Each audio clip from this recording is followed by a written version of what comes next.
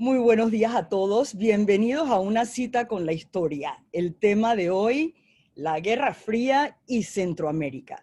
Queremos darle la bienvenida a los estudiantes del Instituto Cultural, quienes nos acompañan hoy. Estamos muy contentos de que participen de esta hora con una persona tan interesante como el doctor Guevara Mann, a quien no quiero quitarle tiempo haciendo una introducción larguísima, pero quiero que sepan que él es uno de los historiadores más importantes que tenemos en el país. Él es director de la Maestría de Relaciones Internacionales en Florida State University, autor de muchísimos libros y es un columnista tradicional semanal en el periódico La Prensa.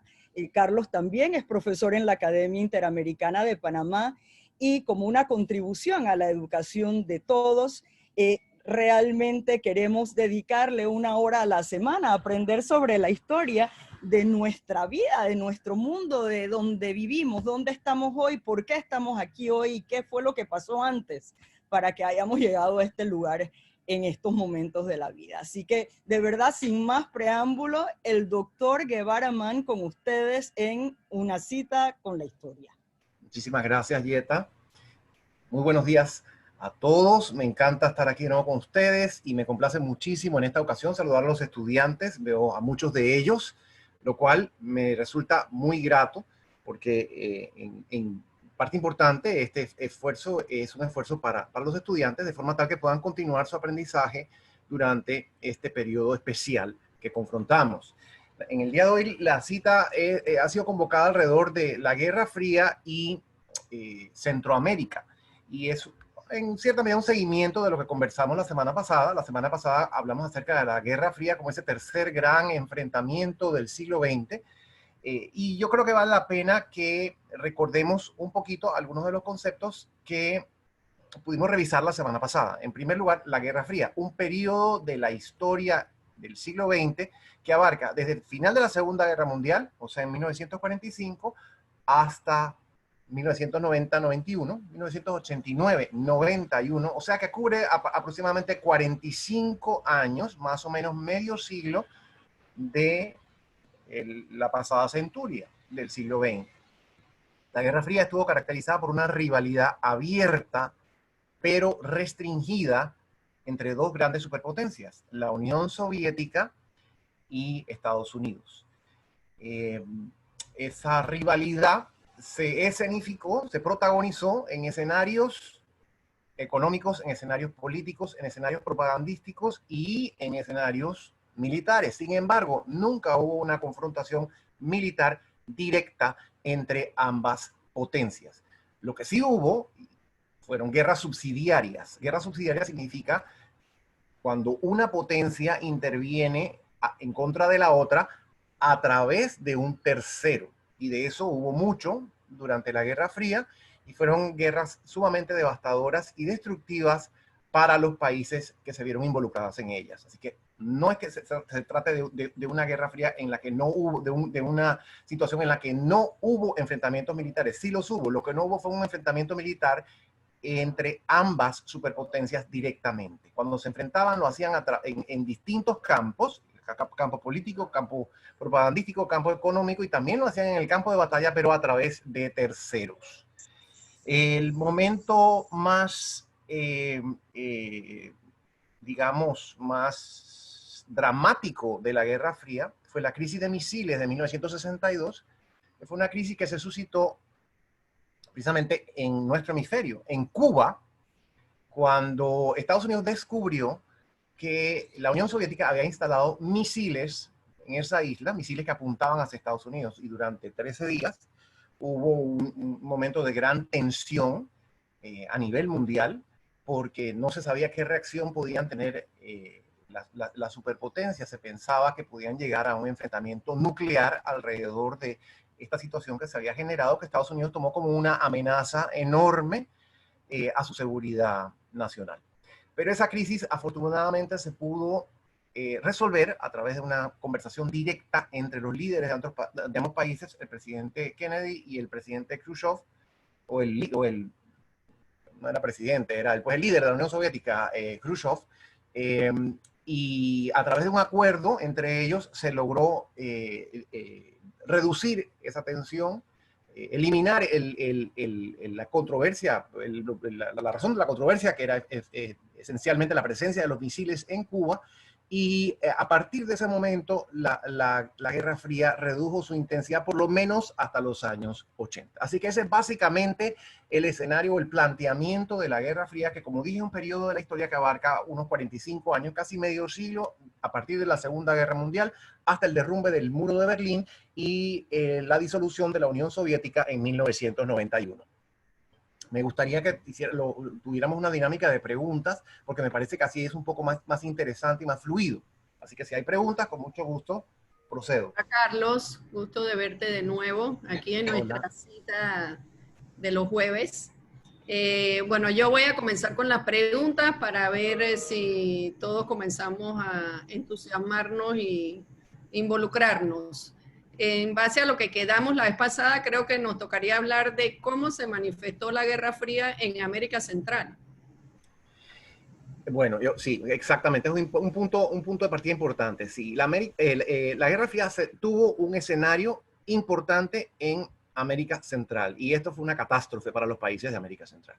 En primer lugar, hablemos un poquitito brevemente sobre lo que significa América Central. Bueno, América Central obviamente es una unidad geográfica. En realidad es Mesoamérica, que se extiende desde el istmo de Tehuantepec en México hasta el Golfo de Urabá y el río Atrato en Colombia. Ese es el concepto geográfico de Centroamérica tiene esa extensión, pero también un concepto político y cultural. En términos políticos, Centroamérica se refiere básicamente a lo que en esta actualidad son 5 estados que formaron una unidad política desde la dominación española.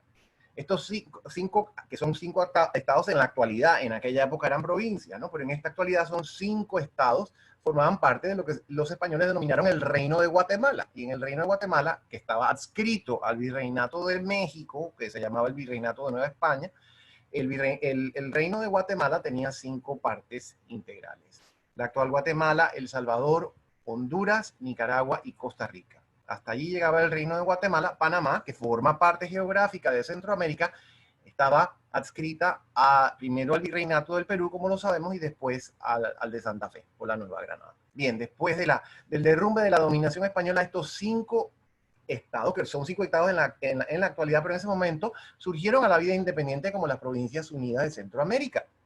Y no fue hasta más adelante, quizás antes de mediados del siglo XX, pero más adelante, que cada uno se fue por su lado, declaró su independencia y estableció regímenes políticos, un régimen político independiente en cada uno de esos estados más adelante en el siglo XX. Entonces, estos países tienen una historia política común, los 5 países que mencioné, pero además de eso, geográficamente forman parte de Centroamérica.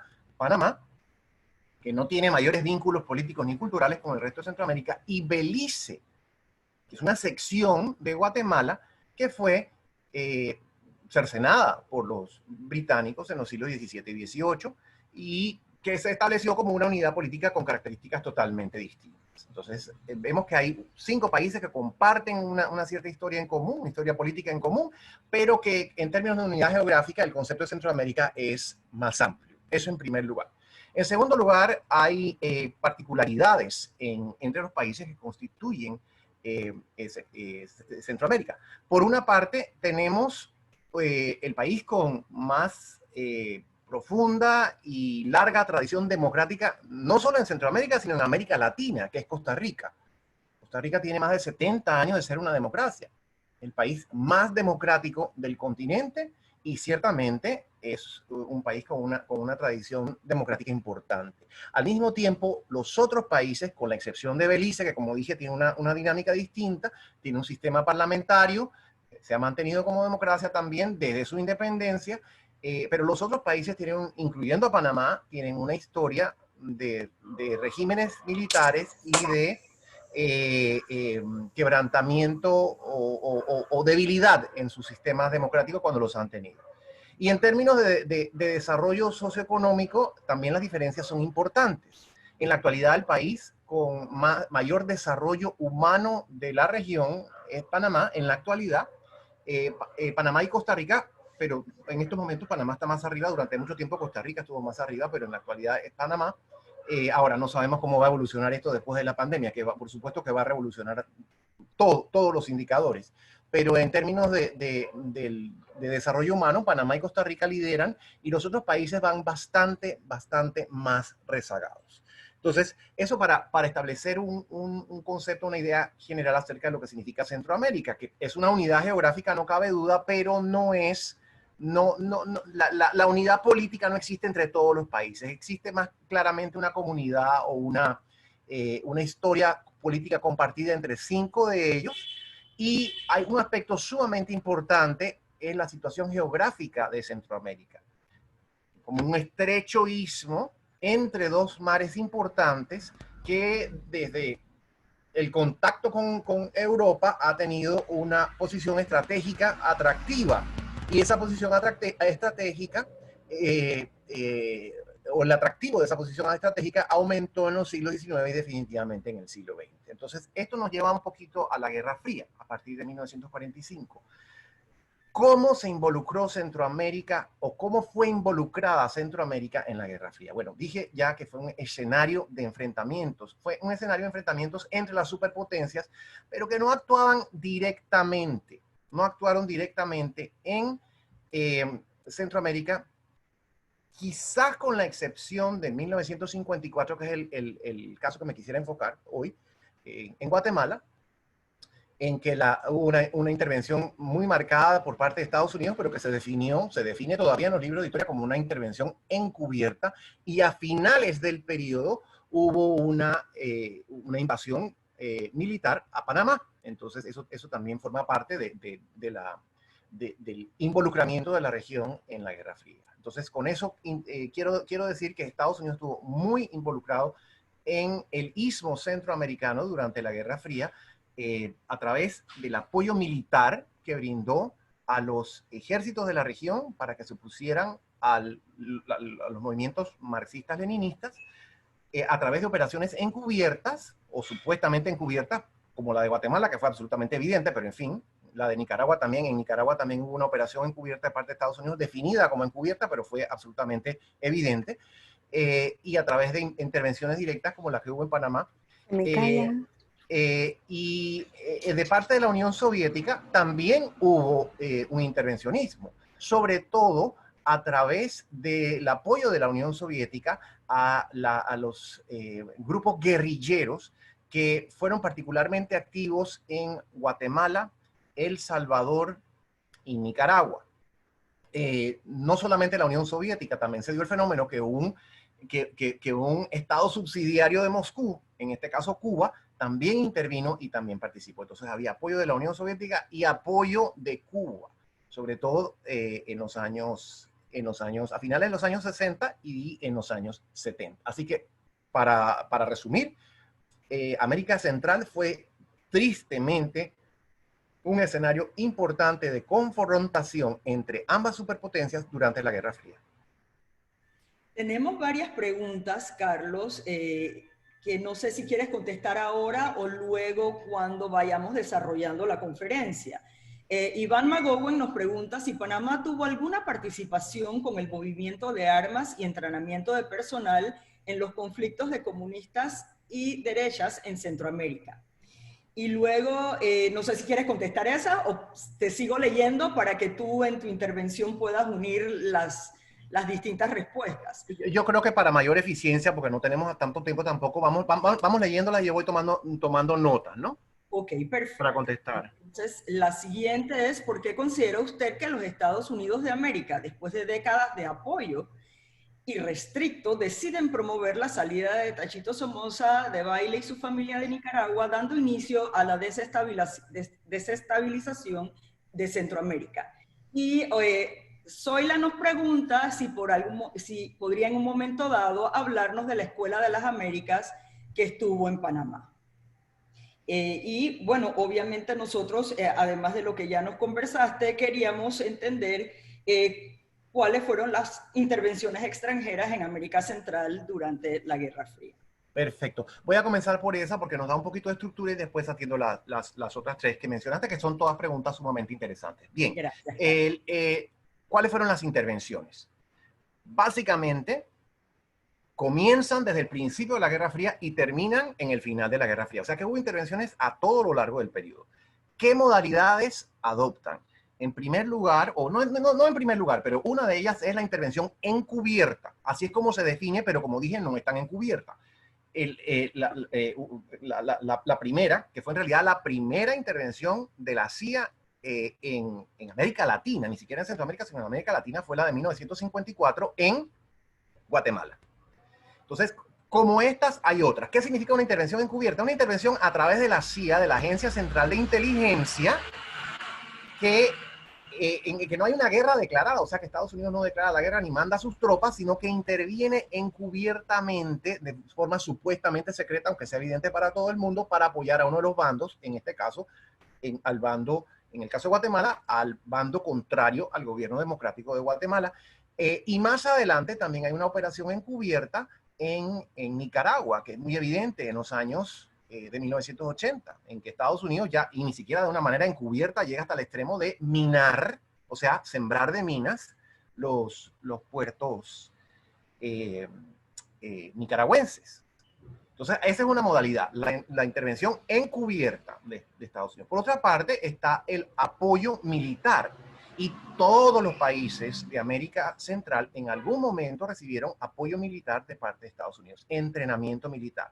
Ahí entra, por ejemplo, la pregunta de la Escuela de las Américas. Ese era un lugar donde se brindaba ni siquiera el verbo adecuado, porque suena muy bonito, donde se proporcionaba, donde se daba apoyo o entrenamiento militar a los ejércitos, a los oficiales de estos países. La Escuela de las Américas comenzó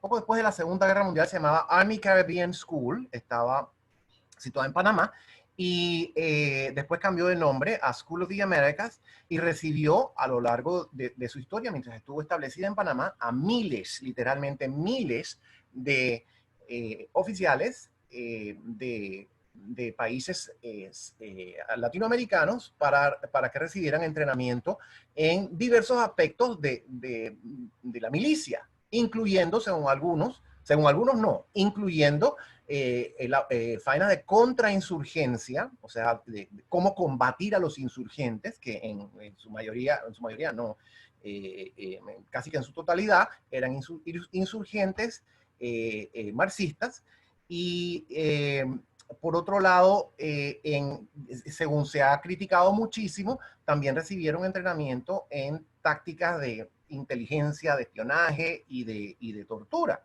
Entonces, esto fue un asunto sumamente grave. La Escuela de las Américas funcionó en Panamá hasta los años de 1980, me parece que 1983, y en ese momento salió de Panamá y se estableció en Estados Unidos, donde continúa funcionando con otro nombre, no con el nombre de Escuela de las Américas. El país, por cierto, que más oficiales panameños entrenó, y esto no es para nada sorprendente, pero el país que más oficiales panameños entrenó en la Escuela de las Américas es Panamá, que es donde estaba situado Panamá.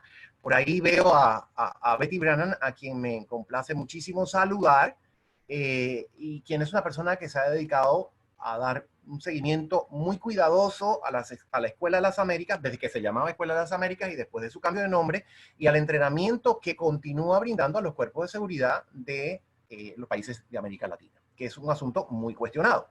Entonces, en primer lugar, como dije, las intervenciones estadounidenses tuvieron el formato de operación encubierta, por una parte. Por otro lado, apoyo militar, que como dije, en parte era entrenamiento, pero también en parte era entrega de equipos militares o entrega de financiamiento, de ayuda militar, de dinero para la compra para el equipamiento de los ejércitos. Y una tercera gran modalidad es la modalidad de la intervención militar directa, que fue la que tuvimos en Panamá. En términos de Centroamérica, la única directa en que Estados Unidos mandó sus tropas y sus ejércitos de manera abierta fue en Panamá en 1989. Pero eso también sucedió en otras partes de América Latina. de América Latina ya más ampliamente, no de Centroamérica. Sucedió también en la República Dominicana en 1965 y sucedió también en Grenada en 1983. En América Central hubo solamente esa de Panamá, pero también hubo operaciones encubiertas que, como dije, fueron absolutamente abiertas. Lo único que tenían de encubierto era el nombre, porque para todo el mundo era evidente que Estados Unidos estaba interviniendo y había este apoyo militar que fue muy cuestionado y yo diría que muy terrible, porque fue una manera de respaldar a elementos militares que eran verdaderamente besánicos en su comportamiento y en sus violaciones de los derechos humanos. Era una época muy, muy terrible también, porque no vamos a minimizar el peligro que había de parte de la insurgencia marxista, no hay que minimizarlo tampoco, y no vamos a idealizarlos a ellos tampoco, porque también eran partidarios de la violencia y del extremismo, no cabe la menor duda, pero si a fin de cuentas que es una labor verdaderamente horrorosa y repulsiva, pero si fuésemos a contabilizar las violaciones a los derechos humanos, la mayor cantidad de las violaciones, y por mucho, ocurrieron a manos de los organismos militares apoyados por Estados Unidos, y esto creo que es una gran tragedia, una gran tragedia. Bien, una pregunta sobre el apoyo de Estados Unidos o el retiro del apoyo de Estados Unidos a Nicaragua. A ver, vamos a poner un poquito el contexto de Nicaragua. Nicaragua tuvo una dictadura adscrita y alineada a Estados Unidos desde los años 30 hasta 1979, desde 1936 a 1979. Y es lo que se conoce como una dinastía dictatorial, así como la dinastía de Corea del Norte, que comenzó con el padre, siguió con el hijo y ahora continúa con el nieto. En Nicaragua comenzó con el padre, siguió con, que lo mataron en el 56, siguió con un hijo y después terminó con otro hijo. Y una característica de esta dictadura era su alineamiento estrecho con la política exterior de Estados Unidos. Entonces, aquí hay mucho también de un doble discurso. Estados Unidos, una potencia que proclama, bueno, excepto ahora, porque al de ahora no le importa nada la democracia, pero a lo largo de toda su historia, en las declaraciones oficiales que hace Estados Unidos, siempre se proclama en favor de la democracia y del sistema liberal, pero en términos de su política exterior, sobre todo durante la Guerra Fría, hubo un apoyo muy, muy, muy firme para regímenes que violaban los derechos humanos y que negaban la democracia, como en el caso de Nicaragua. En Nicaragua surgió una guerrilla, recuerden ustedes que hablé de las guerrillas, surgió el Frente Sandinista de Liberación Nacional en los años 60 y la guerra de guerrillas recrudeció en la década del 70. Y hacia finales de la década del 70 ya el gobierno militar, la dictadura nicaragüense, había dejado de tener apoyo, o sea, la oposición a la dictadura nicaragüense era masiva, inclusive dentro de Nicaragua. Por no decir fuera de Nicaragua, ¿no? Inclusive dentro de Nicaragua. No tenían ya más posibilidades de apoyo interno, no había. Habría algunos sectores que se beneficiaban del régimen que la apoyarían, pero más allá de eso había una oposición generalizada en todos los sectores de la sociedad, sobre todo por el pésimo y corrupto desempeño que tuvo esa dictadura alrededor del terremoto en Managua en 1972. Que es un incidente que yo recuerdo, estaba muy pequeño, pero recuerdo ese incidente y recuerdo también que las acusaciones eran muy fuertes en contra del régimen de robarse la ayuda, ¿no? La ayuda que se dio a Nicaragua se la robó el régimen. Y la oposición era generalizada, no era solamente el Frente Sandinista, sino había una posición generalizada en la sociedad. Entonces, Estados Unidos no era que quería que se fuera ese régimen. Estados Unidos lo que quería era mantener su influencia en el hemisferio occidental. Pero ante la falta de apoyo interno, esto ya era insostenible. Estados Unidos no tuvo más remedio que aceptar los hechos, ¿no? Y de alguna manera facilitar la huida de Somoza. Entonces yo no vería tanto como que Estados Unidos le quitó el apoyo, sino que es que ya no tenían, no fue una decisión consciente de Estados Unidos, sino que en vista de lo que ocurría ya no había posibilidades de que Estados Unidos siguiese apoyando ese régimen. Además de eso, el presidente en ese momento de Estados Unidos era Carter, quien decía tener una vocación por los derechos humanos y cuya política exterior enfatizaba mucho los derechos humanos, así que no se compaginaba mucho que Estados Unidos siguiese matrimoniado con este régimen corrupto y dictatorial, en un contexto en que Estados Unidos proclamaba la importancia de los derechos humanos por todo el mundo. Así que esa creo yo que sería una observación importante acerca del caso de Nicaragua. Entonces hay otra pregunta acerca de la participación de Panamá. Y la verdad es que Panamá tuvo una participación importante. O sea, el territorio panameño, Panamá como territorio tuvo una participación importante, y Panamá como un gobierno dictatorial entre 1968 y 1989 también tuvo una participación importante. ¿Por qué hago la distinción? Porque en el territorio panameño Estados Unidos tenía bases militares, y de esas bases militares se llevaban a cabo por una parte labores de entrenamiento en la Escuela de las Américas, y otra base, como lo dije antes, también se llevaban a cabo labores de seguimiento importantes. La vez pasada Maui habló acerca del avión, del U-2, que aterrizaba y despegaba en Howard y realizaba labores de espionaje en la región. Entonces, Panamá tuvo, el territorio panameño tuvo esa participación, y el régimen militar también tuvo esa participación. El régimen militar facilitó y apoyó las intervenciones de Estados Unidos en los países. El régimen militar facilitó el trasiego de armas hacia los insurgentes también. Entonces era una situación bien curiosa, porque donde había plata, el régimen militar se metía. Si había la posibilidad de apoyar a los insurgentes a través del trasiego de armas para hacer un billete, entonces el régimen militar panameño participaba, pero al mismo tiempo tenía una estrecha colaboración de inteligencia con Estados Unidos. Y esto es una situación un poco extraña. ¿Cómo así que el régimen militar jugaba para ambos lados? Pero esta fue la situación que hubo en nuestro país durante los años de la dictadura militar. Estados Unidos sabía lo que pasaba perfectamente, porque tenían una presencia importante acá, pero de todas maneras accedían a que los jefes militares del país hicieran su billete con estos trasiegos de armas, mientras se mantuviera eso encubierto, y mientras no hubiese mientras eso no obstaculizara en su concepto el apoyo que Estados Unidos daba a través de Panamá a los países de la región. Así que fue una situación bien particular y bien curiosa, pero Panamá también estuvo involucrada en este asunto. En términos de las guerras en Centroamérica, Panamá estuvo involucrada en la guerra civil en Nicaragua, con un apoyo a los sandinistas, por una parte, pero también en la década siguiente estuvo involucrada en el apoyo a los contrarrevolucionarios que luchaban contra los sandinistas ya instalados en el poder. También estuvo involucrado en el trasiego de armas a la guerrilla salvadoreña.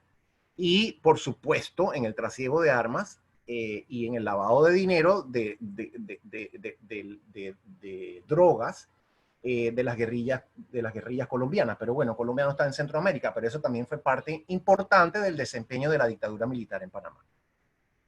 Creo que puede haber más preguntas. Cuéntanos qué pasó en 1954 en Guatemala. Y esa es mi pregunta. Tú sabes que la academia es un quinto guatemalteca y un quinto nicaragüense, así que esta conversación es interesante, y ahí está Mirna casualmente entrando ahora mismo a la reunión. Y Carlos Mungo nos pregunta, para hablar sobre la situación, no nos pregunta, hace un comentario, para hablar sobre la situación centroamericana respecto a la Guerra Fría. Una cosa de historia. Y yo no sé ni de qué está hablando, pero bueno. Vamos a poner en mute a esta persona. Para hablar sobre la situación centroamericana respecto a la Guerra Fría, es necesario estudiar y entender la realidad de las estructuras económico-sociales de esos países durante esa época, comenzando en los años 30, más tomando en cuenta que la realidad era muy distinta a la vivida en Panamá. Y otra pregunta, ¿el involucramiento panameño siempre fue local en la región o logró hacerse internacional como Cuba en otros continentes? Nada, Guatemala en 1954 y luego estas preguntas. Muy bien. Y saludo a Mirna, quien está más calificada que yo para hablar acerca de ese asunto, pero bueno, voy a intentar hacerlo y le pido a Mirna que primero que sea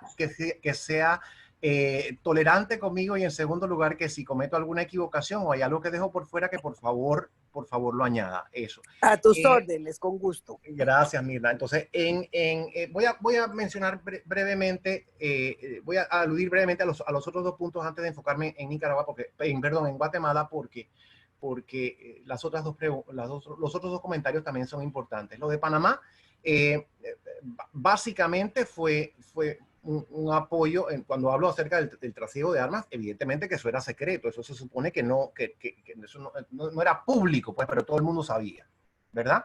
Entonces, el apoyo era, como dije, para los movimientos guerrilleros. El apoyo ese del trasiego de armas era para los movimientos guerrilleros, ya fuesen de izquierda o de derecha, como en el caso de los contras. Aquí se apoyó de esa manera, el régimen militar apoyó de esa manera a quien estuviese dispuesto a pagar, porque lo que hubo aquí fue una dictadura mercenaria y corrupta. Ahora, en sus planteamientos de política exterior, el régimen panameño hablaba acerca de la no intervención, o sea, todos los postulados de las Naciones Unidas acerca de la no intervención, del derecho a la autodeterminación de los pueblos, y en algún momento en los años 80 participó en unas conversaciones de paz. Es más, fue anfitriona de las conversaciones de paz que se llevaron a cabo en la isla de Contadora. Así que, por un lado, era un asunto, como dije, esquizofrénico. Por una parte, había un discurso que era partidario de la autodeterminación, de la no intervención, de la soberanía de los pueblos y demás, y la solución pacífica de conflictos, por una parte. Por otra parte, había un apoyo, de lo cual no cabe la menor duda, a Estados Unidos y a su agenda, porque Panamá, durante todo el periodo militar, apoyó a Estados Unidos, la agenda de Estados Unidos, eso no cabe duda. Y en tercer lugar, había un aprovechamiento de la situación para lucrar del tráfico de armas. Y esto es un asunto complicado, pero interesante e importante que lo digamos. Eso por una parte. Por otra parte, en relación con el comentario del ingeniero Humbo, que es absolutamente correcto, por eso hablé inicialmente acerca de aludí acerca de las diferencias socioeconómicas que hay entre los países. Mencioné que Panamá y Costa Rica tienen en la actualidad los mayores índices de desarrollo humano, y los otros países tienen menores índices de desarrollo humano. Y también tienen condiciones estructurales y situaciones de clases socioeconómicas distintas. Las economías de Centroamérica, en todo caso, las economías de Centroamérica son agrarias, son economías agrarias, y eso da lugar a ciertas estructuras de dominación y de control que son distintas a las experiencias que tuvo Panamá, cuya economía ha sido normalmente, a lo largo de los últimos 500 años, ha sido una economía de tránsito y de servicios. Entonces, evidentemente que hay diferencias que son importantes y que influyen en la configuración del conflicto, influyen en la manera de cómo se protagoniza o se escenifica el conflicto, en el cual intervienen potencias extranjeras, especialmente Estados Unidos, pero también la Unión Soviética. Así que no cabe la menor duda que ese aspecto también hay que tomarlo en cuenta, y a eso aludí al principio cuando me referí muy brevemente a los distintos índices de desarrollo humano. Los países, no podemos olvidar que los países de Centroamérica son países de una gran pobreza. Por ejemplo, Guatemala todavía hoy es un país que tiene una situación socioeconómica muy comprometida. Los otros países también, Honduras, Nicaragua y El Salvador. Costa Rica, como dije, tiene una situación bastante mejor, pero en Guatemala en particular hay un problema muy acentuado, que es el problema de la desnutrición. Y este es un asunto que se estudia ampliamente en las ciencias sociales, porque a pesar de que no es el país más pobre de América Latina, tiene los índices de desnutrición infantil más altos de todo el continente. O sea, son índices que rayan en el 50%. Entonces, hay situaciones muy duras y muy penosas en estos países. Y por supuesto que eso tiene que formar parte de la película para poder entender lo que pasó durante la Guerra Fría. y para poder entender el surgimiento de movimientos en todos estos países que reclamaban mejores condiciones para las masas. Entonces, eso me conecta con Guatemala en 1954, que es un asunto muy trágico, me parece a mí. Es, por cierto, el tema de la más reciente novela de Mario Vargas Llosa, que estamos leyendo en nuestra tertulia. Por ahí veo a Maui, a quien saludo, Maui Laza, a quien saludo con mucho cariño. Y quizás hay otras personas de esa tertulia aquí, a quienes saludo también, pero la que tengo enfrente ahora mismo es a Maui, así que por eso la saludo a ella. Después me fijo quiénes más están para saludarlos también. La novela de Mario Vargas Llosa de 2019, Tiempos Recios, habla acerca precisamente de este capítulo tan triste y tan trágico. Guatemala tuvo una historia de dictaduras desde el siglo XIX hasta mediados del siglo XX.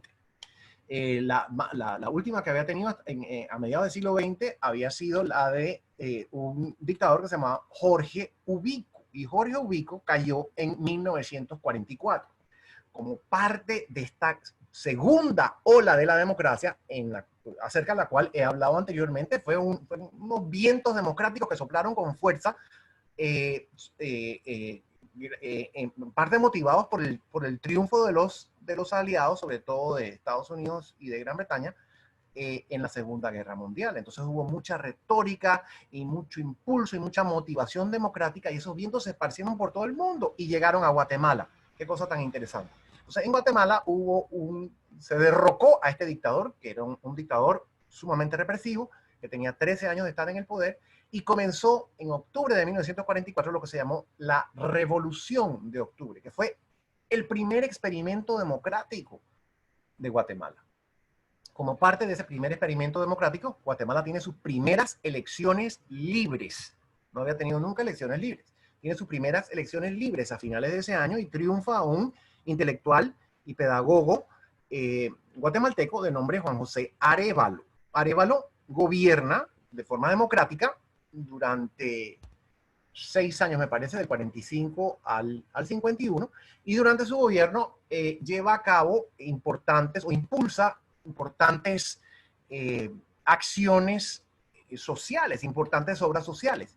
Entre ellas, bueno, primero que todo, se le reconoce a la mujer el derecho al voto. En segundo lugar, se dicta un código de trabajo. Y se toman otras medidas, se adoptan otras medidas importantes, cosas que Guatemala no había visto antes. Sobre todo, se va promoviendo y afianzando la vida democrática. Arévalo no era comunista, para nada, y no era partidario de la Unión Soviética tampoco. Sí hablaba acerca de un socialismo espiritual. Este era un asunto un poco romántico, y a lo que se referían era quizás una forma de socialdemocracia, como tienen o han tenido muchos países europeos. Pero para eso, para que se pudiese instaurar un régimen de ese tipo, se necesitaba elevar las condiciones de vida de las masas, porque como mencionó Carlos Ungo hace un rato, las condiciones de vida eran absolutamente deplorables, y personas que no tenían suficientes medios de vida difícilmente podían participar activamente en una vida democrática. Entonces, Arévalo era consciente de eso, pero se terminó su periodo sin que logró varias, pero le faltaron por lograr. Y fue sucedido en otra elección democrática por un ex militar, bueno, ex militar no, alguien que era militar, había seguido la carrera militar y que participó en el gobierno de Arévalo, que se llamó Juan José Arbenz. Arbenz también era un demócrata convencido, una persona de firmes convicciones democráticas, y Vargas Llosa, en Tiempos Recios, que es una novela muy recomendable, por cierto, que el doctor Bernal, a quien vi por ahí, tuvo a bien prestármela, así que le agradezco el préstamo al doctor Bernal, porque es una lectura absolutamente provechosa y muy interesante. Arbenz, que tenía firmes convicciones democráticas, quería que su país tuviese una democracia, pero entendía que con la situación económica o socioeconómica que había en el país, no era posible que la democracia se afianzara. Se necesitaba mejorar las condiciones de vida de las grandes masas. Y las grandes masas vivían en una postración y vivían en una exclusión. yo creo que se puede utilizar lícitamente la palabra oprimidas. Las masas vivían oprimidas por un sistema de latifundio y un sistema de control de la tierra que los tenía postrados en la miseria. Entonces, Arbenz reconoce que la reforma agraria es la manera de proceder y promueve una reforma agraria y se adopta una reforma agraria de acuerdo con el mecanismo democrático, de acuerdo con un mecanismo constitucional. Esto no fue algo que él decretó ni que se le ocurrió, sino fue una iniciativa que se llevó a cabo de acuerdo con lo que señalaba la Constitución. Pero aún así, a pesar de que se cumplieron los requisitos de la legalidad y demás, aún así, los sectores más extremistas y más recalcitrantes de la sociedad guatemalteca se opusieron a la reforma agraria. Yo creo que, no voy a decir que es justificable, pero me parece que es comprensible. A nadie que tenga tierra quiere que se la quiten. Así tenga uno grandes extensiones y no la usa. Nadie que tenga tierra quiere que se la quiten, en primer lugar. Y el que menos quería que le quitaran tierra era ese gran conglomerado, esa gran empresa internacional o multinacional basada en Estados Unidos, pero que controlaba el mercado de la producción y comercialización del guineo en Centroamérica y en partes de Colombia, que era United Fruit Company. United Fruit Company, fundada en el siglo XIX, que había extendido su influencia en los países centroamericanos, y en Guatemala controlaba enormes extensiones de tierra. Era el principal propietario de tierra, y mucha de la tierra que poseía United Fruit Company era tierra que no se utilizaba. Entonces, la reforma agraria de Arbenz hubiese expropiado importantes extensiones de tierra que estaban a cargo de United Fruit Company y de otros latifundistas, que no se utilizaban, para repartirlas a campesinos que necesitaban un acceso a la tierra. Esto es básicamente la situación. Evidentemente que hay muchos aspectos, evidentemente que hay muchas aristas, evidentemente que había apoyo de los comunistas guatemaltecos y de los izquierdistas guatemaltecos para el gobierno de Arbenz, pero ese era un grupo minúsculo, minoritario, y Arbenz no era comunista, y más importante que todo, su gobierno no estaba alineado con Moscú. Lo que Arbenz quería era una democracia para su país. Sin embargo, Vargas Llosa lo pone de una forma muy interesante, lo presenta de una forma muy interesante en su libro, y esto se ha tratado también en muchos otros textos de historia y de relaciones internacionales. United Fruit Company, confabulada con otros propietarios guatemaltecos, llevó a cabo una campaña, y fue una campaña una campaña mediática. Inicialmente fue una campaña mediática para transformar a un líder socialdemócrata que estaba comprometido con la democracia, que no estaba alineado con Moscú y que quería mejores días para su país, para caracterizarlo como un peón de Moscú. Y en eso fue la campaña logró su cometido, al punto que esa campaña fue tan eficiente, tan eficaz, que logró convencer al gobierno del presidente Eisenhower, que era el presidente que gobernaba en Estados Unidos en ese momento, de que Guatemala era una amenaza comunista para Estados Unidos. Esto fue a principios de la década de 1950, cuando la Guerra Fría estaba en un sumamente candente, como lo vimos la otra vez. Entonces, la administración de Eisenhower le encarga esto ¿a quién? A la CIA. Por eso dije que era una operación encubierta, pero la CIA actuó de manera bastante evidente. Entonces, la CIA lo que hace es que recluta mercenarios y recluta a desertores del ejército guatemalteco. Un señor que se llamaba Castillo Armas, que había desertado del ejército guatemalteco, y comienza a entrenarlos, proveerles armamento y entrenamiento en Honduras, para que desde Honduras crucen y derroquen al gobierno de Arbenz. El gobierno, como dije, democrático y democráticamente elegido de Arbenz. Hay importantes conexiones que han dado lugar a toda clase de teorías de la conspiración y demás. Como dije, se le puede dar algún valor a eso, pero yo no creo que absolutamente todo tiene que ver con eso. Importantes conexiones entre United Fruit Company y personajes del gobierno de Eisenhower. John Foster Dulles, que era el secretario de Estado, había sido, como abogado de Sullivan y Cromwell, había sido el abogado o había estado vinculado a United Fruit Company y su hermano, Alan Dulles, era nada menos que el jefe de la CIA. Entonces, un hermano era el secretario de Estado y el otro hermano era el jefe de la CIA. Así que allí había importantes conexiones, como dije, y también había conexiones con el Congreso. El senador Cabot había también estado vinculado a United Fruit Company, fue uno de los que más abogó en el Congreso de Estados Unidos porque se pusiera fin a este régimen. Y básicamente lo que Estados Unidos hizo en 1954 es poner en práctica el libreto que habían desarrollado para la Guerra Fría. Y ese libreto se había implementado un año antes en Irán. ¿En Irán qué pasó? No me quiero extender demasiado, pero en Irán surgió un primer ministro nacionalista. Irán, como ustedes saben, es un país de gran potencial petrolero, importante para la seguridad energética de Estados Unidos y de Occidente, y surgió un líder nacionalista llamado Mossadegh que quería conseguir reivindicaciones para su país. Entonces, rápidamente los británicos y los estadounidenses determinaron que Mossadegh era una amenaza para sus intereses y complotaron contra él para derrocarlo en un golpe que fue apoyado por la CIA. Y entonces ese libreto se utilizó también, ese libreto fue el que se utilizó el año siguiente en Guatemala. En esta época, en realidad, pues para estos meses, en el mes de junio de 1954, el desertor Castillo Armas y su ejército entró en Guatemala. También hubo mucha propaganda alrededor de esto y se fue parte de la labor de la CIA, agrandar la situación para hacer parecer que la invasión era algo enorme, cuando quizás no era tan grande, y quizás el ejército guatemalteco el ejército guatemalteco leal a Arbenz hubiese podido derrotar esa invasión, pero hubo tal labor propagandística que lo que parecía era que esto era una invasión imbatible.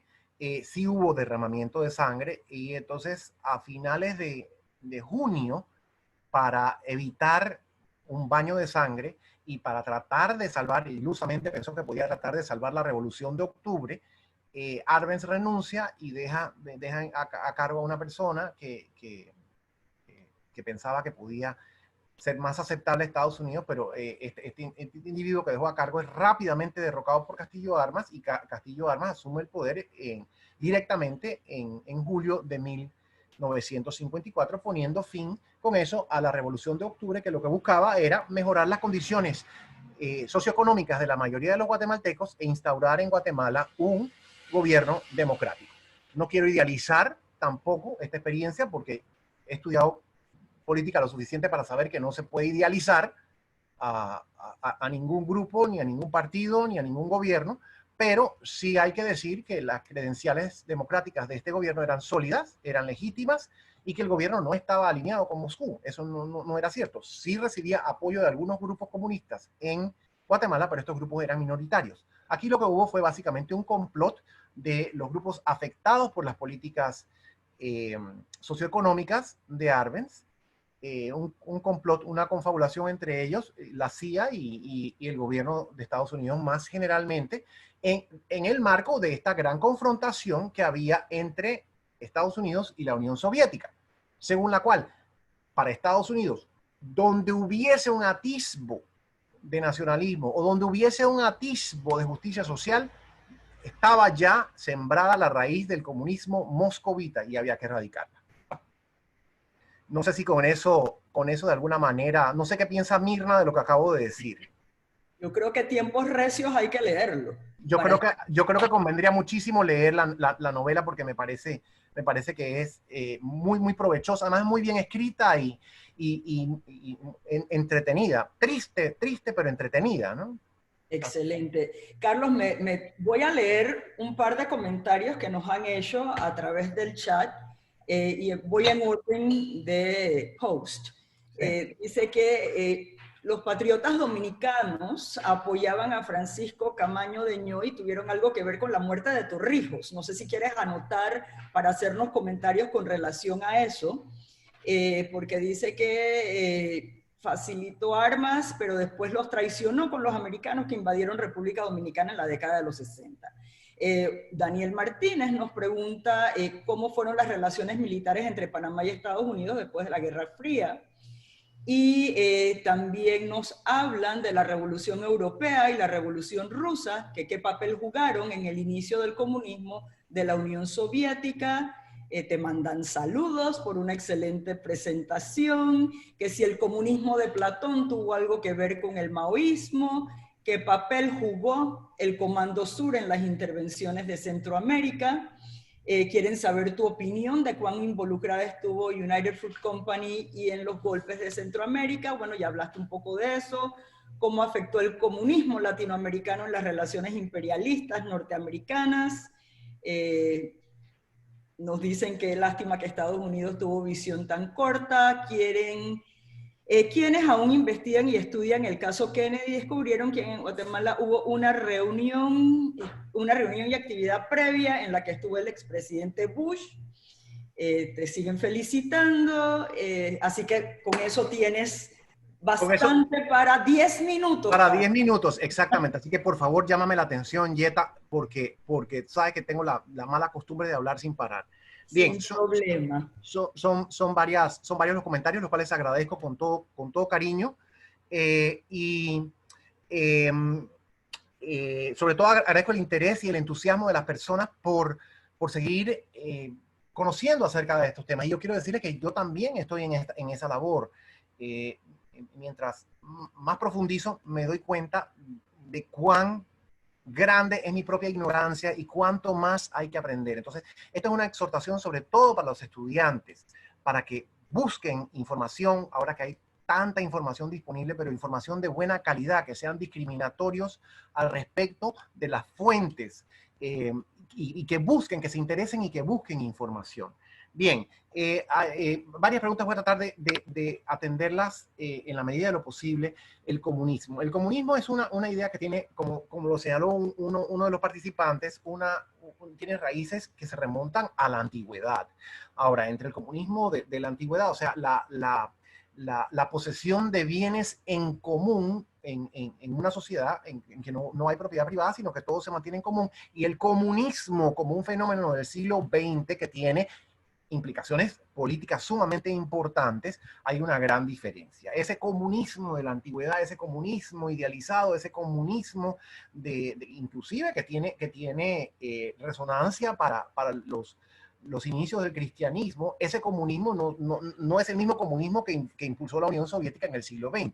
El comunismo que promovió la Unión Soviética en el siglo XX es un estatismo, es la posesión de todos los bienes productivos por parte del Estado. El Estado asume todas las labores de producción, ese es el tipo ideal, o sea, el tipo puro. El Estado asume todas las actividades de producción y las personas se someten a ese sistema de dominación del Estado de la economía en aras supuestamente de un mayor bienestar y de una mayor prosperidad para todos. Sabemos que ese extremo y esa idealización no ocurre tampoco. ¿En qué degeneró ese sistema? Ese sistema económico degeneró rápidamente en un totalitarismo que no solo negaba la democracia, sino que se inmiscuía en todos los aspectos de la vida humana.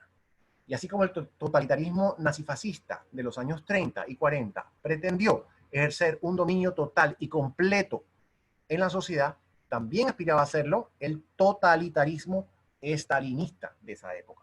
Y el totalitarismo soviético continuó durante muchos años más. No se acabó en la Segunda Guerra Mundial como el totalitarismo nazifascista. Ese totalitarismo continuó muchos años más hasta el derrumbe de la Guerra Fría, hasta el final de la Guerra Fría.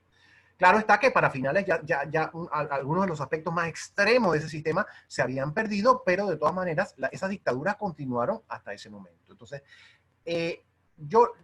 en cierta medida la Guerra Fría era una confrontación ideológica entre dos sistemas, como lo dije en algún momento: el liberalismo capitalista de Estados Unidos, representado por Estados Unidos y sus aliados, por un lado, versus el totalitarismo comunista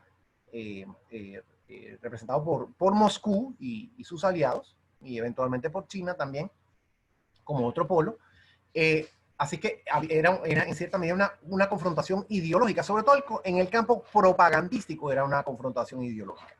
Pero más importante que eso, creo yo, era la confrontación estratégica o política. ¿Qué significa eso? Que lo que los países buscaban, y ambas potencias inmersas en esta rivalidad, lo que buscaban era ganar más adeptos y más aliados, más países, más estados que estuviesen alineados con sus centros de poder, más países y más aliados que estuviesen alineados con Washington y que estuviesen alineados con Moscú. Y entonces eso daba como consecuencia esta rivalidad que se protagonizaba en todo el mundo, en muchas partes del mundo, y uno de los escenarios fue Centroamérica. La parte había una pregunta sobre Omar Torrijos y la invasión de Estados Unidos a la República Dominicana. En realidad no tengo conocimiento acerca de cuál hubiese podido ser la participación de Torrijos en ese momento. Torrijos en ese momento era un teniente coronel en la Guardia Nacional de Panamá y tuvo funciones en esa década en Colón, en Chiriquí y también en la Comandancia Central como secretario general. Así que en realidad yo no sé qué conexiones tuvo en ese momento. Y en cuanto a su muerte en 1981, tampoco tengo conocimiento de que haya habido un involucramiento de dominicanos. A mí lo que me parece es que lo mató Noriega. Eso es lo que yo siempre he pensado. Pero en fin, ese es otro tema acerca del cual podemos hablar en otro momento. Acerca de cómo han sido las relaciones militares entre Panamá y Estados Unidos después de la invasión, hay que decir que han sido total y absolutamente provechosas. Yo creo que este es un aspecto muy negativo.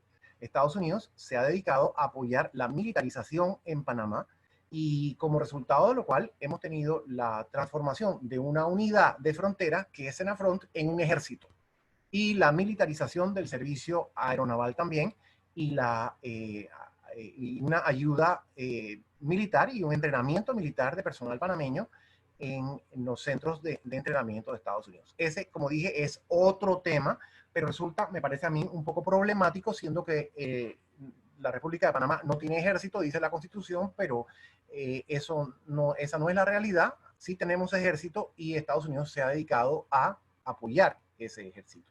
Es un asunto que hay que tratar con mucho más detenimiento.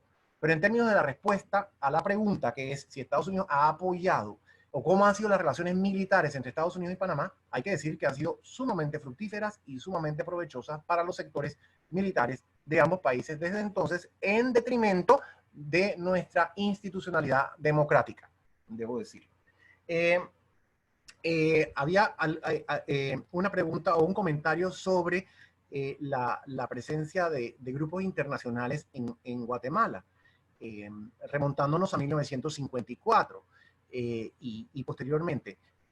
Una vez más, es correcto que el gobierno de Arbenz porque esa revolución de octubre tuvo apoyo de los sectores izquierdistas. No solo eso, sino que fue, como me comentó la doctora Pousa, que no sé si está aquí hoy, pero es mi querida colega y con quien converso muchísimo. El Che Guevara estuvo que ese sí era un marxista de tuerca y tornillo. Ese estuvo en Guatemala durante el gobierno de Arbenz, ¿no? Entonces estuvo allí y hubo otros grupos izquierdistas que expresaron su apoyo al gobierno democrático de Arbenz. Eso es un asunto que es cierto, pero de allí a que el gobierno haya tenido una inclinación hacia la órbita moscovita, hay mucha diferencia. Ese no era el caso. Y yo creo que es importante que eso se destaque. También yo creo que es importante que se examinen las consecuencias de ese golpe, porque ese golpe puso fin a un experimento democrático. Era el primer experimento democrático que había tenido Guatemala y que si hubiese continuado, quizás la situación para la mayoría de la población en Guatemala hubiese mejorado. Quizás, pues no sabemos lo que hubiera pasado. A mí no me gusta hablar de qué hubiera pasado si. Ese tipo de planteamientos no son lo que a mí me gusta hacer, pero por cómo iba el asunto parecía que había un avance y que había un mejoramiento y eso se interrumpió. se interrumpió instaurando en el poder una dictadura y después de eso Guatemala tuvo durante 40 años,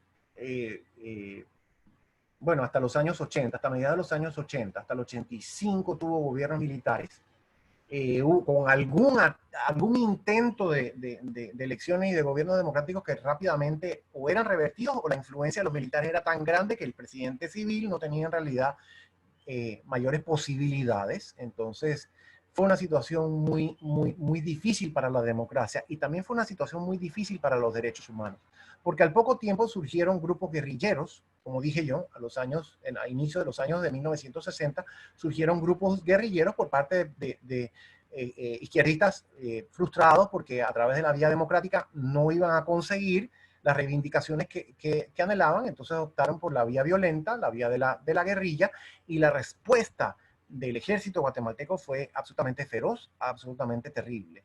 Se calcula que unos 200 o 250.000 guatemaltecos, en su inmensa mayoría campesinos y de origen indígena, fallecieron en esos enfrentamientos entre la guerrilla y el ejército. Inclusive personas inocentes que no tenían nada que ver con los grupos guerrilleros perecieron en esas confrontaciones absolutamente atroces y espantosas. Alguien mencionó el gobierno de Carter en los años 70, inclusive Estados Unidos, que apoyaba al ejército guatemalteco y apoyaba a los gobiernos de Guatemala contra la insurgencia, inclusive en ese periodo, en el periodo de Carter, suspendió la ayuda militar porque las atrocidades que cometía el ejército de Guatemala eran tan extremas que hasta Estados Unidos tuvo en ese momento que suspender su apoyo porque, por estas violaciones masivas a los derechos humanos. Entonces yo creo que ese ejercicio democrático que se vio truncado quizás hubiese traído mejores días para Guatemala, pero eso no lo sabemos, eso no podemos saber. Lo que sí sabemos es que después de eso vino una situación muy tenaz, muy feroz para ese país, que causó muchísimas muertes y muchísimo sufrimiento. Y hoy por hoy, bueno, en 1996, la guerrilla y el gobierno de Guatemala firmaron un tratado de paz, un acuerdo de paz. Ya Guatemala no tiene guerrillas, pero sí tiene una situación de seguridad muy comprometida. Es uno de los países que tiene mayor criminalidad en el hemisferio occidental. Y esto tiene alguna vinculación a este pasado, no quiero atribuirlo enteramente a la problemática política, por supuesto, pero sí tiene alguna vinculación con este pasado de violencia y de extremismo que se instauró en Guatemala una vez que fue derrocado el gobierno democrático. Así que eso diría al respecto de ese punto, y tengo mucha curiosidad por saber qué opina Mirna. Mirna ha estado hablando, dice, excelente presentación y análisis sobre Guatemala, y puso 1986, primer gobierno electo democráticamente. Exacto. Y realmente estoy muy impresionada por tu capacidad de conocimiento sobre esta realidad que tristemente nuestros países continúan en situaciones sumamente complicadas porque hay otros factores que se han ido evolucionando y complicando en torno a situaciones que nos están trayendo a actualidades tan tristes como las que ya vivimos, pero excelente, Carlos. Bueno, gracias por tu concepto, porque tú eres la experta. Eso iba a decir, pasaste la prueba. Tú eres tú.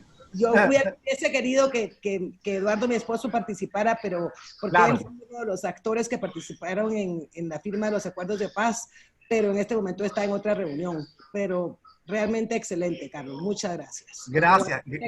Gracias a ti por tu comentario. Si hubiese sido perfecto que participara Eduardo, quien, como dices, tuvo un papel importante en la transición de la dictadura a la democracia, a un sistema competitivo, porque yo no es enteramente una democracia, pero sí es un sistema competitivo.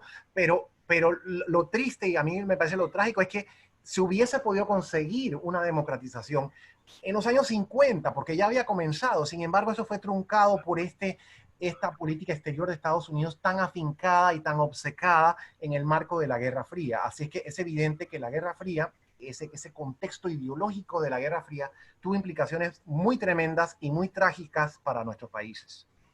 Así es. Así es, Carlos. Muchísimas gracias.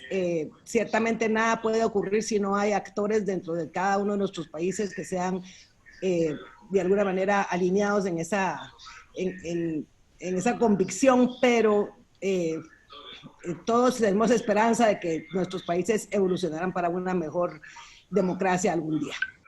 Estupendo, estupendo, así es, precisamente. Por eso es importante que aprendan todo esto y vean y no repitan la historia, porque al final, si sabes qué sucede, si funcionas de cierta manera, puedes evitar seguir los mismos pasos, ¿no? Por eso es tan importante instruirnos. Pero antes de que terminemos, Carlos, aunque sé que son las 11:05, te quiero leer algunos comentarios que han hecho las personas que de repente tienen chance de contestar. Aquí dice, Carlos, habiendo vivido en Centroamérica dictaduras militares y revoluciones, ¿por qué consideras que las estructuras militares de países como Guatemala, Honduras y El Salvador permanecen casi intactas? Algunas adormecidas, pero intactas. Por ejemplo, el caso de Bukele utilizando al ejército para tomarse la asamblea. Otro es, excelente conversatorio, muchas gracias por su tiempo. Última pregunta. En su opinión, ¿por qué es tan limitada la bibliografía nacional respecto al periodo de nuestra historia republicana, que comprende del 11 de octubre de 1968 al 20 de diciembre de 1989? Y le leo dos más. Coincido con la opinión respecto a las estructuras militares existentes en Panamá, algunos gobiernos temerosos de su impopularidad y otros con la excusa de situaciones de violencia o humanitarias en Darién, se creó un mini ejército en Senafrón y otros. Aquí después viene, Estados Unidos mantiene relaciones socioeconómicas con algunos países socialistas. ¿Qué papel jugaron algunos grupos religiosos como los jesuitas durante la Guerra Fría en Guatemala? En 1973, Camaño Deño invadió con una fuerza armada la República Dominicana para combatir al gobierno de Joaquín Balaguer. Poco después fue herido, capturado, fusilado y descuartizado. Sus compañeros decían que OTH dio el soplo a la CIA y al gobierno de Balaguer. Tiene una visión muy completa. A futuro, profundizar en los impactos geopolíticos para la América Latina después de la Guerra Fría. Y muchas felicitaciones de todo lo que has compartido y de cómo los has ilustrado. Bueno, muchísimas gracias por esos comentarios tan atinados y tan elogiosos, otros de ellos. Estoy muy complacido de que esta muy modesta conversación, porque en realidad no hemos podido profundizar, esta muy modesta conversación haya sido útil para los oyentes. Quiero referirme rapidito a tres aspectos que han sido señalados por Mona Lisa. Tres preguntas que han sido leídas por Mona Lisa o comentarios. La parte de la República Dominicana, acerca de que Torrijos dio el soplo, esa parte yo no la conozco, pues esa parte tendría que investigarla porque no soy consciente de eso. Lo que sí puedo decir es que fue una de las intervenciones militares directas de Estados Unidos en la región durante la Guerra Fría. Una intervención en la República Dominicana para evitar que se instaurara un gobierno de corte socialdemócrata. Allí, primero que todo, triunfó Juan Bosch, que era el gran líder socialdemócrata de la República Dominicana, fue derrocado, regresó Balaguer y entonces hubo un golpe, como lo señala el oyente, me parece que era Luis Corró, pero no estoy seguro, que hizo la mención de esto. El militar Camaño dio un golpe y entonces a partir de eso hubo una intervención de Estados Unidos. Es un asunto también complicado y el efecto más importante fue impedir que Bosch y su partido socialdemócrata accedieran al poder en la República Dominicana y en efecto, después de haber sido derrocado, Bosch nunca logró ser presidente de la República Dominicana. Pero como dije, eso podría ser un tema para otra conversación. La participación de los jesuitas y más ampliamente de la Iglesia Católica en este conflicto es un aspecto sumamente interesante. Tenemos extremos como el del arzobispo Guatemala en los años de 1950 durante el gobierno de Arbenz, que era total y absolutamente contrario al gobierno de Arbenz. Fue una de las personas que más contribuyó a desprestigiar ese gobierno.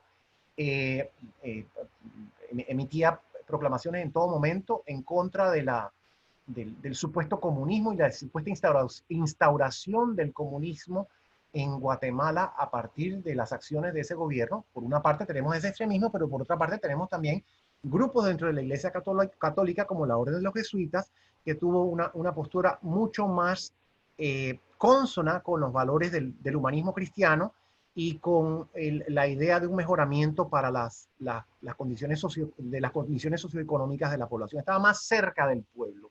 Grupos dentro de la Iglesia Católica que estaban más cerca del pueblo, como los jesuitas, y no solamente en Guatemala, sino también en El Salvador, donde más adelante hubo una matanza espantosa de curas jesuitas en la Universidad Centroamericana de El Salvador. Eso fue en los años 80. Entonces, como dije, es interesante estudiar el papel de la Iglesia Católica. Algunos grupos estaban a favor de una democratización y un respeto por los derechos humanos. Otros grupos eran firmemente anticomunistas y tenían como otros sectores de la iglesia firmemente anticomunistas y tenían como su desideratum la eliminación o la erradicación de todo lo que pudiese tener un atisbo de socialismo. ¿Por qué se han mantenido intactas las estructuras militares? Yo creo que ese es un aspecto sumamente importante y sumamente interesante. Y de hecho, las estructuras militares en los países señalados, Guatemala, Honduras, El Salvador, también en Nicaragua, obviamente, aunque en Nicaragua son de orientación sandinista, pero las estructuras militares en estos países han mantenido su preponderancia y son lo que se denomina en la ciencia política un actor con veto. ¿Qué quiere decir eso? Que si la estructura militar veta alguna iniciativa del gobierno, el gobierno tiene que acatar lo que determina el ejército, porque si no, lo que viene es un golpe. La influencia es muy grande y muy poderosa. ¿Por qué? Yo creo que eso sería objeto de otra charla o otro encuentro sobre el militarismo, que sería muy importante abordar, pero básicamente porque estas estructuras militares mantuvieron su capacidad, su poder, y nunca fueron sometidas, a pesar de la democratización, no fueron realmente sometidas al poder civil. No hubo investigaciones que fuesen realmente significativas, no hubo condenas que fuesen realmente significativas tampoco. El poder se mantuvo, los presupuestos se mantuvieron y el apoyo de Estados Unidos se mantuvo también. Entonces, tomando en cuenta todas esas situaciones, esas estructuras militares han mantenido su poder, lo cual constituye un freno o un obstáculo importante a la democratización de los países. Y otro aspecto que constituye que no puede dejar de mencionarse es la corrupción. Las Fuerzas Armadas de estos países, incluyendo las de Panamá, muy involucradas con la corrupción. Un tema que mencionó en su knockout del domingo nuestra querida Maui Ballarino de Saint-Malo, a quien saludo con mucho cariño y en cuyo honor tuve la precaución de afeitarme cuidadosamente esta mañana, porque sé que no le gusta ni un asomo de barba, así es que tuve esa precaución y quiero felicitarla por el knockout del domingo, que la verdad es que me pareció muy atinado en muchos sentidos, sobre todo en ese planteamiento, en esa crítica importante a la corrupción, que es algo que está vinculado a las estructuras militares de todos nuestros países y algo que tanto daño nos hace en nuestro camino hacia mejores días. Y bueno, yo creo que ya me he pasado bastante, así que no sé si Maui quiere decir algo, pero yo la felicito por ese knockout que me gustó mucho. Muchísimas gracias por los compliments. Repíteme cómo se llama el libro. El de Vargas Llosa se llama Tiempos Recios. Ok. Lo publicó Alfaguara el año pasado y la verdad es que es una novela interesantísima, sumamente bien escrita. Tiene algunos aspectos quizás subidos de tono, como dirán las compañeras de la tertulia, pero yo creo que en general la experiencia literaria es una experiencia muy gratificante que vale mucho, mucho la pena tener. Así que exhorto a todos a que busquen Tiempos Recios. Le agradezco nuevamente al doctor Bernal que anda por ahí, que me haya prestado el libro, y les agradezco bueno, no sé si mi querida Cecilia, Cecilia de Salvador anda por ahí, pero ella fue la que me asignó la tarea de leer y de reseñar la novela, que ayer hice un poquito de eso en la prensa y posteriormente en los próximos días terminaré una reseña un poquito más larga. Así es que le agradezco a Ceci también que me haya encomendado esa misión, porque la experiencia ha sido muy gratificante. No me extiendo más ya, no me explayo más, ya suficiente, ya, basta. Quisiera antes de terminar felicitar a todos los estudiantes del Instituto Cultural y de la Academia Interamericana que se unieron hoy a este conversatorio tan importante y tradicional para el colegio todos los jueves a las 10 de la mañana.